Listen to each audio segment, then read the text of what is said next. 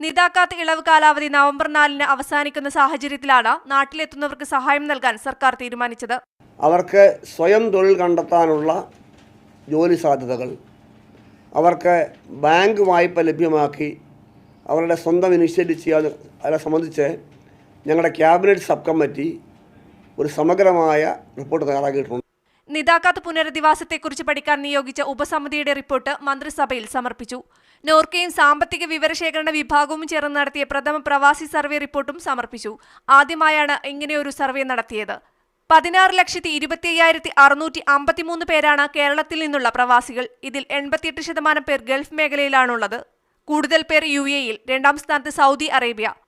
കേരളത്തിലെ 50% കുടുംബങ്ങളും പ്രവാസികളെ ആശ്രയിച്ചാണ് കഴിയുന്നത്. മലപ്പുറം ജില്ലയിലാണ് ഏറ്റവും കൂടുതൽ പ്രവാസികളുള്ളത്. ജോലി ചെയ്യുന്ന പ്രവാസികളിൽ 93% പുരുഷന്മാരാണ്. എന്നാൽ ഗൾഫിൽ നിന്ന് തിരിച്ചെത്തുന്നവരുടെ കണക്കോ സാമ്പത്തിക സ്ഥിതിയോ സർവേയിൽ ഇല്ല. മീഡിയ 1